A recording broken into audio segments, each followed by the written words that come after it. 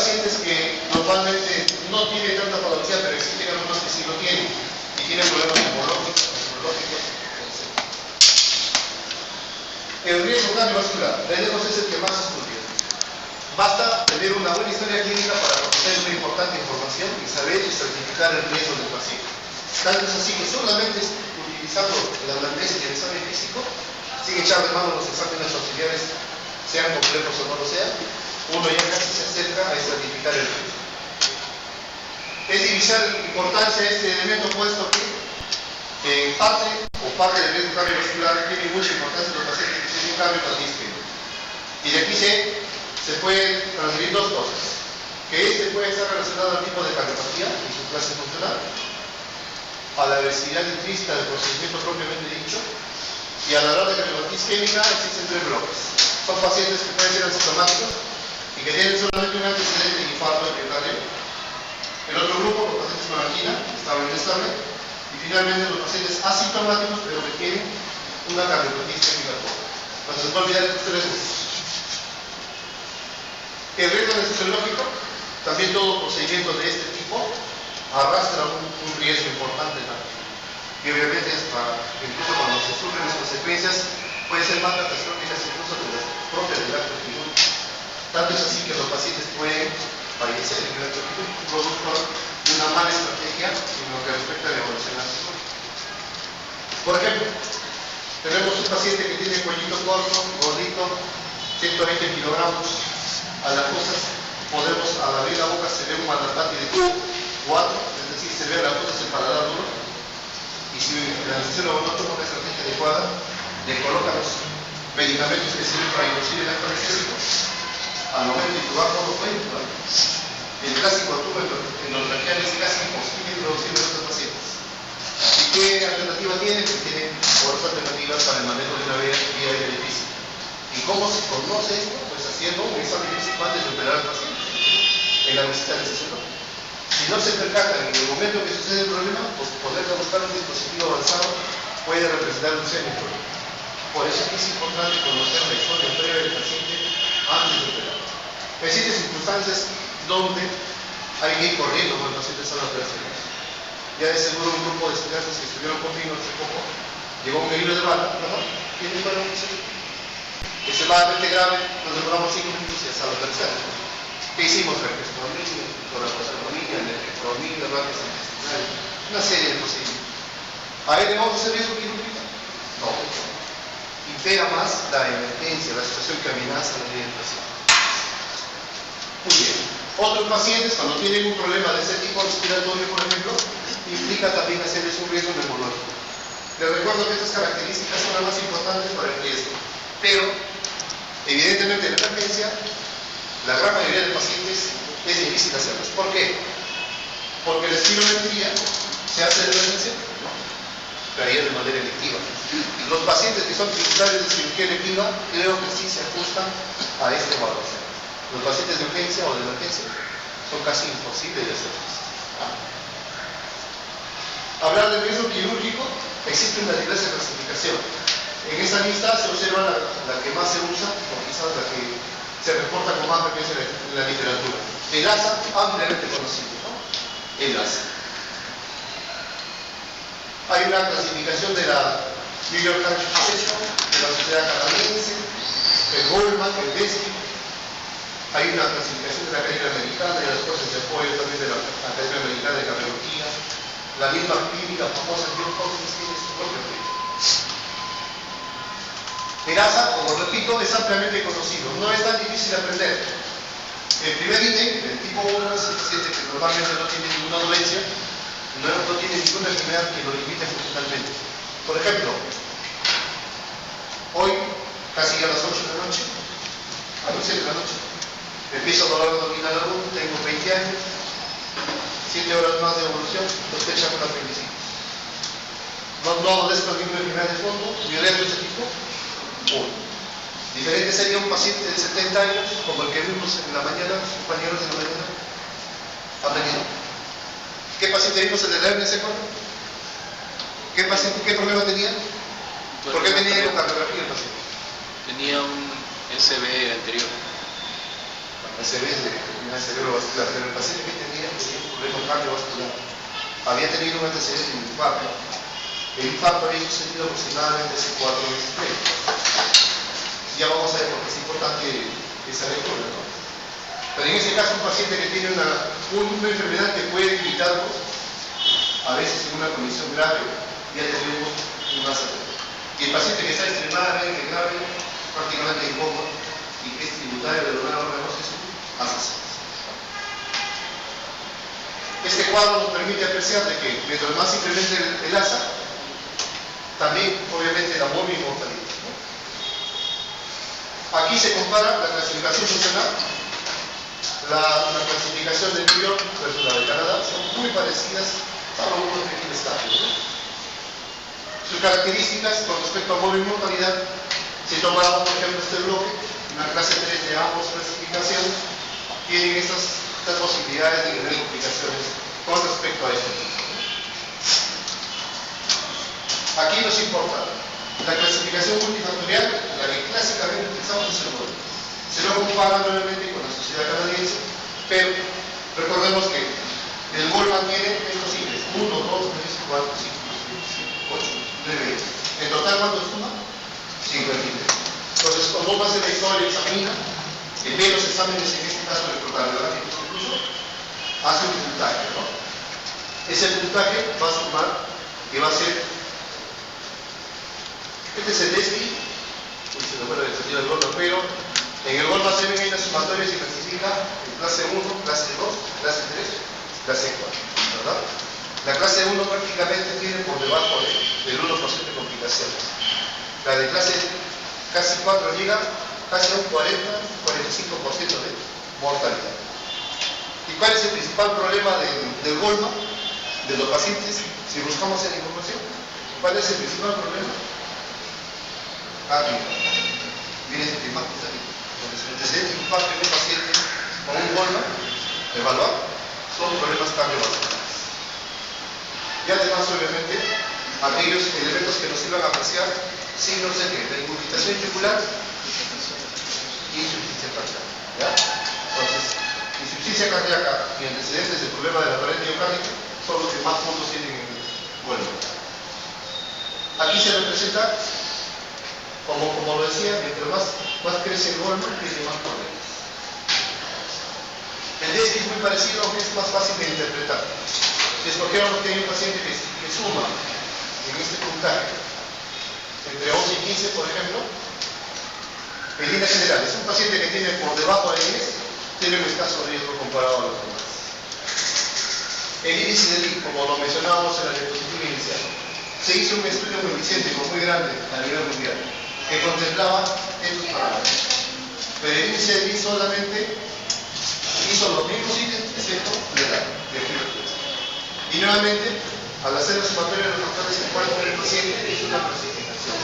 Y aquí muestra el riesgo de mortalidad. La otra clasificación, de la Academia Americana de Cardiología de América del Norte, también determina algunas características como factores de riesgo para los pacientes, donde hace importancia, por ejemplo, al tipo de cirugía, que es quizás el elemento más importante. Entonces, para ellos existen predictores clínicos mayores y predictores menores. Aquí están. También es importante la capacidad funcional y, como mencioné, el riesgo propiamente dicho por la cirugía. Y aquí está. Estos numeritos así coinciden con esta lista de elementos. En líneas generales, ellos que manifiestan que la cirugía no cardíaca, recuerden que estamos hablando de cirugía no cardíaca, porque para cirugía cardíaca ustedes ya pasaron en cirugía de tórax. Existe cantidad de ítems o de riesgos para evaluar a este paciente. Pero nosotros, como estamos en cirugía, hacemos cirugía no cardíaca. Entonces, cuando se trata de esta cirugía, generalmente segura en pacientes que no tienen factores predictores mayores intermedios de riesgo clínico cardíaco, ¿no? Cuando están en buen estado general y cuando la cirugía es de bajón. ¿No? El John Hopkins es un poco, digamos que es más exquisito en cuanto a sus exigencias, ¿no? Existen categorías 1, 2, 3, 4, 5. Vamos ya prácticamente de la evaluación del riesgo cardiovascular.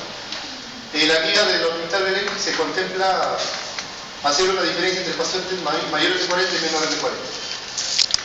Existen otras guías que dicen que varones deben ser mayores de 40, 50, menores de 50, damas mayores de 40, menores de 40, pero en general, sin distinción de sexo, en nuestro hospital hacemos dos bloques, menores de 40 y más de 40. Menores de 40 bastaría solamente una analítica de rutina, es decir, un recuento del glóbulo blanco y hematocrito, no más. Pero si tenemos un paciente joven, es decir, menos de 40, y que además adolece de este problema, hay que hacer estudios respectivos como glucosa, creatinina, electrocardiograma y, muy discutido, la radiografía de tórax. Aquellos que tienen más de 40 sí se les hace todo lo que necesitan. Entonces habíamos dicho que existen tres bloques de pacientes: pacientes asintomáticos con antecedentes de miocardio. Vale la pena recordar que cuando ocurre un evento de este tipo, el tejido miocárdico cicatriza en aproximadamente 6 semanas. ¿Que representa cuánto tiempo? Un mes y medio, ¿verdad? Entonces, siempre que sea posible retrasar una cirugía electiva por encima de este periodo, los resultados van a ser mejores con respecto a la mora y mortalidad. Pero obviamente, si usted tiene un paciente con infarto y a lo mejor puede ser una obstrucción intestinal complicada, ¿vamos a esperar un mes y medio para operar? No se puede. Entonces, se tiene que tomar la decisión con la cirugía y extremar los cuidados para este paciente. Evidentemente, algunos de los cuidados que necesitan estos pacientes, los hospitales no están preparados, porque realmente necesitan unidades de cuidados coronarios, hasta incluso anestesiólogos que se dediquen a cirugía de este tipo de pacientes. Pero se hace lo que se puede con los pacientes, ¿no? Los pacientes del otro bloque, angina de esfuerzo, estable y también el estable posterior. Los de angina estable se clasifican en clases funcionales 1 y 2. Hablar de clases funcionales es necesariamente de aquellos pacientes que son sometidos al test de esfuerzo. ¿Se acuerdan del test de esfuerzo? Un brazalete, sensores de EKG y una faja sin fin que constantemente se va dando más dificultad al momento de levantarse en plano inclinado. Si el paciente corre, si es que tuviera patología, llega un momento que, sin agotar toda su reserva, empieza a tener dolor precordial. Y en ese momento, sumado a los datos electrocardiográficos, se puede decir que es un test positivo, ¿verdad? Pero si un paciente está haciendo ejercicio y supera al menos el 85% de la tarea y es normal, no hay problema. Pero si fuera por debajo de este valor normal y empieza con dolor precordial, ya es positivo un test. ¿Qué significa? Que iba su espasmo, ¿no es cierto? Muy bien. En este caso, los pacientes se les hace el test de esfuerzo y además no tienen criterios de riesgo, no necesitan otras evaluaciones. Estos pacientes necesitan mantener su tratamiento que reciben hasta la mañana de la cirugía y se retoman lo más pronto posible. ¿Quiere decir que cuándo? Cuando tolerar la vida. ¿No? Esto sí representa un problema muy serio. Los que tienen la clase funcional 3 y 4 son los que dan obviamente la respuesta positiva al test. Y aquí está la clasificación de esta respuesta. ¿Y qué necesitan estos pacientes? Un proceso cardiovascular invasivo. No lo tenemos. Entonces, ¿qué hay que hacer estos pacientes? Informarles de que si no tenemos otra alternativa de no trasladarlo, tenemos que operarlo, pero sí con el riesgo. Pero si tenemos la posibilidad de trasladarlo a un hospital más complejo que pueda resolver este problema de salud, se lo tienen que referir. Porque se trata de una cirugía electiva. ¿Sí? Y hablando ya de la angina inestable, el trabajo es muy similar a este tipo de dolor. ¿Bien?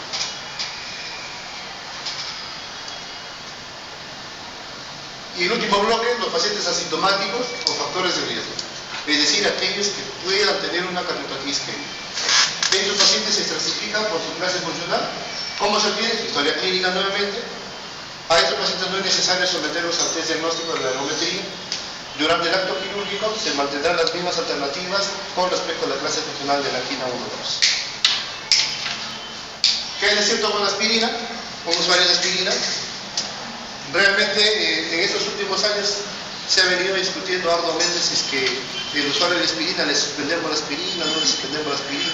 ¿Qué hacemos? Y aquí hay una recomendación. Debe considerarse la continuación de tratamiento con aspirina en pacientes previamente tratados, es decir, que tienen un alto riesgo, por eso es que se les utiliza la aspirina, durante el periodo perioperatorio.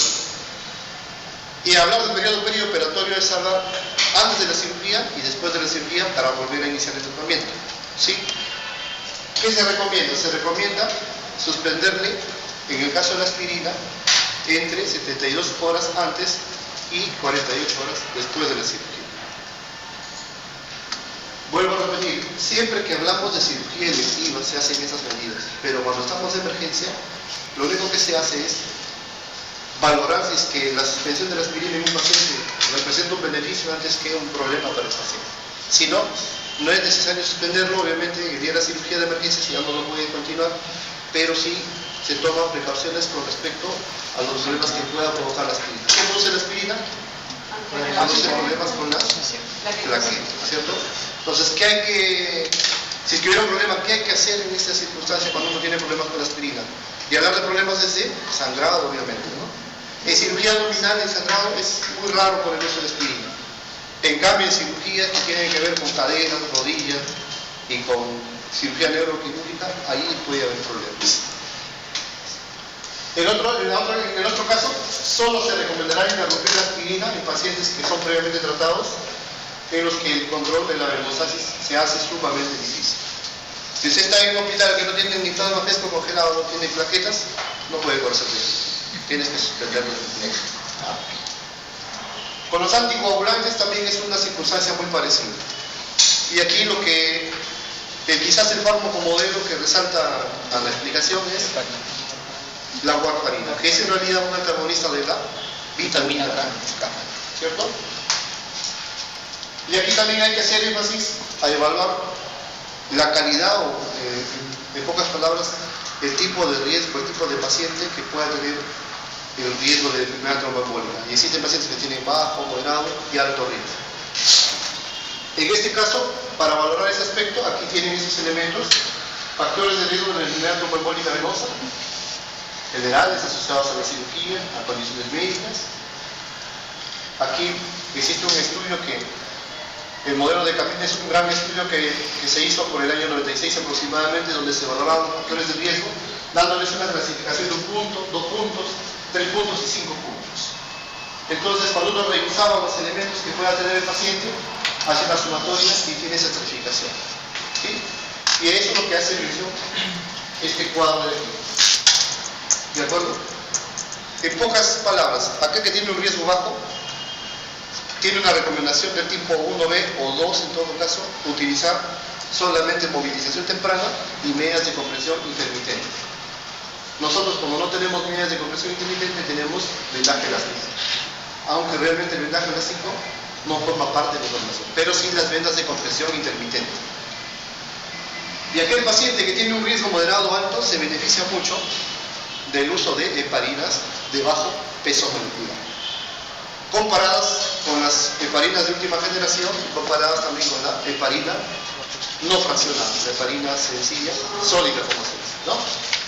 Las dosis pueden variar desde 5.000 unidades internacionales cuando se utiliza heparina no fraccionada al día versus 40 miligramos, 60 miligramos de enoxaparina. Eso es lo que se menciona finalmente en este cuadro, ¿no? Aquí están las recomendaciones. Existen 3 guías internacionales, aquí están los nombres. La que más aplicamos es esta de acá para nosotros, ¿no? Y acá están sus niveles de evidencia. Bien, chicos, esa era la presentación. ¿Preguntas, por favor? La literatura que se sigue en la exposición es un archivo que está pegado en el escritorio del computador. Ahí están los ítems con respecto a la guía, que básicamente la exposición se ciñe mucho en la guía de la Sociedad Española de Cardiología, que es una de las mejores a nivel de Europa. Lo otro se ciñe en cuanto a las guías que están señaladas prácticamente en la última diapositiva, ¿no? Esto. Y esa información también está en el artículo del archivo. ¿De acuerdo? Muy bien, gracias.